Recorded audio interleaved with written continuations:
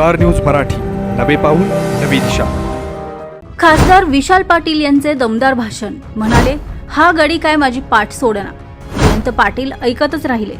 Sonai charitable trust Palus सर्वधर्मीय मोफत सामुदायिक विवाह सोहळा बुधवार दिनांक 13 मे 2026 रोजी दुपारी 1:15 मणी मंगळसूत्र, कपडे, संसार उपयोगी साहित्य, भांडी, जेवण, स्पीकर, मंडप आदींची मोफत सोय. विवाहस्थळ Shivparvati multipurpose hall, Tasgaon Karad road, Palus, Sandgewadi. संपर्क आपल्या स्क्रीनवर.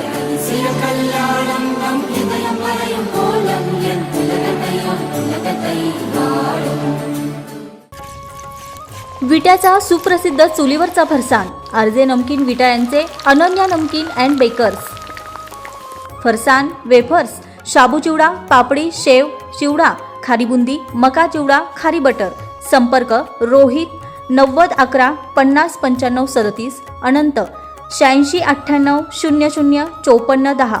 मुक्काम पोस्ट घाणवड, तालुका खानापूर, जिल्हा सांगली. सन्माननीय खासदार माननीय विशाल दादा पाटील हे आपल्याच्या शाखा उद्घाटन सोहळ्यानिमित्त शुभेच्छा देतील.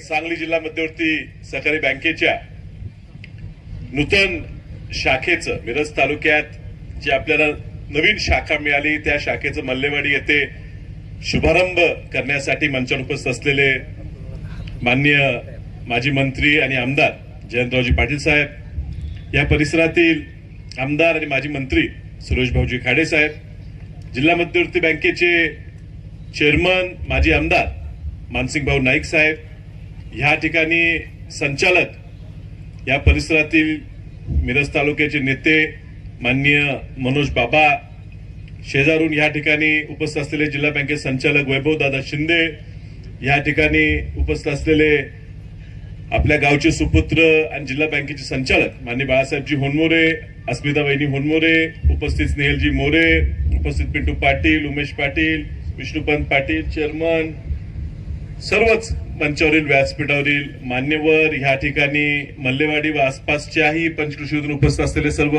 सोसायट्या, ग्रामपंचायतीचे सदस्य, बंधू भगिनी, मित्र. 218 शाखा जिल्हा मध्यवर्ती बँकेचे होते आणि त्यावेळेला केंद्राकडनं, नाबार्डकडनं, आरबीआयकडनं आम्हाला पत्र आलं की 10 नवीन शाखा अशा ठिकाणी उघडायच्या ज्या ठिकाणी बँक उपलब्ध नाहीये. बँकिंग फॉर अनबँक्ड असा तो नियम होता आणि त्यातनं प्रत्येक तालुक्याला एक देणं हे निर्णय संचालनामुळे झाला. जरा मिरज तालुक्यावर भाऊ अन्याय झाला आणि लोकसंख्या पाहता पण कदाचित आपल्याला अनेकाधी घेता आली असती, पण 10च होते आणि 10 तालुक्याला 10 द्यायचे असा संचालक मंडळाचा निर्णय झाला. आणि मिरज तालुक्यात बरेच असे गावं आहेत ज्या ठिकाणी कुठल्याच राष्ट्रीयकृत बँकेची किंवा जिल्हामधील बँकेची शाखा नाही आहे. आणि सोसायटी गटातनं जे संचालक निवडून गेले त्यांनी तो निर्णय घ्यायचा की तुम्ही ठरवा कुठे शाखा द्यायची. आता झालं असं की संचालक सोसायटी गटातनं मी निवडून आलो होतो, पण बाळासाहेब होनमोरे म्हटले आलाय निवडून खरं, पण आमच्यामुळे आला हे विसरू नका.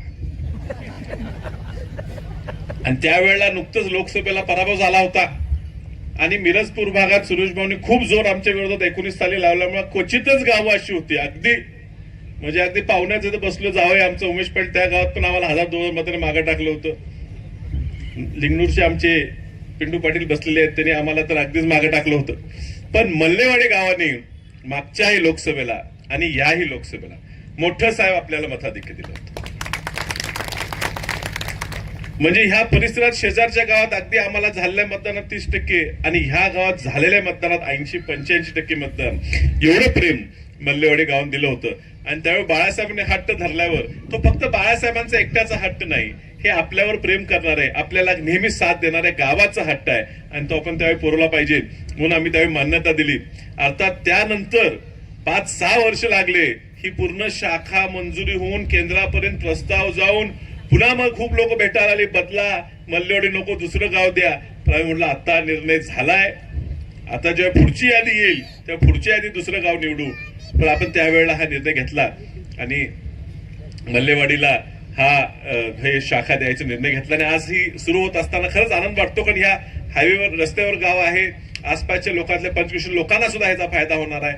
गावात सुद्धा ह्या निमित्तानं बिगर शेतीचे काही कर्ज देऊन उद्योगधंदे उभा करता येतील का, शेतकऱ्यांना काय फायदा करता येईल, हे सगळं ह्यातनं होणार आहे. त्यामुळे निश्चित आनंद वाटतो. अर्थात हे सगळं होत असताना बाळासाहेब होनमोरे आम्हाला सोडून भाजपमध्ये जातील हे आम्हाला काय वाटलं नाही. आम्ही बाळासाहेबांना ताकद द्यायला, बाळासाहेबांना आमदार करायचं म्हणून आमदारांनी ते पाहुणे हे आम्हाला माहितच नव्हतं आणि त्या पाहुण्यांनी कधी जुळून घेतलं हेच आम्हाला कळलं नाही. भाऊ तुम्ही ही खेळ खूप अगदी सिस्टमॅटिक केली, त्यामुळे जरा आम्ही फसलो. आणि जिल्हा परिषदला सुद्धा आमचा खूप प्रयत्न चाललेला. म्हटलं लहान गावाला संधी मिळत नाही. आता आमचं पदमाळ गाव पण एवढंच आहे, पण पदमाळ गाव एवढं लहान गाव सुद्धा खासदार होतो तर जिल्हा परिषद सदस्य मल्लेवाडीचं का होऊ नये म्हणून आम्ही रोज बाळासाहेबांना फोन लावायचो. बाळासाहेब ह्यावेळी तिकीट तुम्हालाच द्यायचं आहे, तुम्हाला निवडून आणायचं. बघतो होच म्हणा ना गडी पण अरे द्या लागलोय. पुन्हा म्हटलं काय लागेल ते पैसे देतो बाळासाहेब. ह्यांचं पावनर आधीच काय सेटिंग झालं होतं आम्हाला माहित नसल्यामुळे आम्ही फसलो आणि आम्हाला इथं उमेदवारच देता आला नाही. साहेब तरी सुद्धा पंचायत समितीला एकच उमेदवार आपला काँग्रेसचा या ठिकाणी होता, जिल्हा परिषदला उमेदवार नव्हता, तरी सुद्धा गावचा उमेदवार बाळासाहेब तुमचा भाजपमधनं कमळा उभं राहून सुद्धा भाऊ पंचायत समितीला ह्या गावाने काँग्रेसला मताधिक्य दिलं.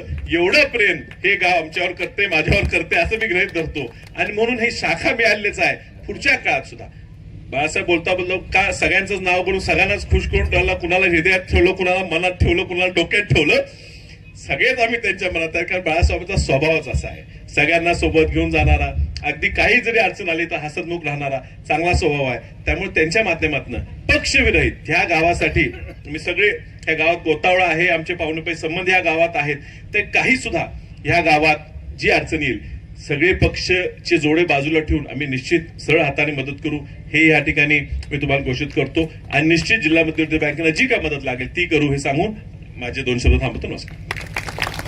आपल्या परिसरातील लेटेस्ट बातम्या पाहण्यासाठी स्टार न्यूज मराठी यूट्यूब चॅनलला आत्ताच सबस्क्राईब करा.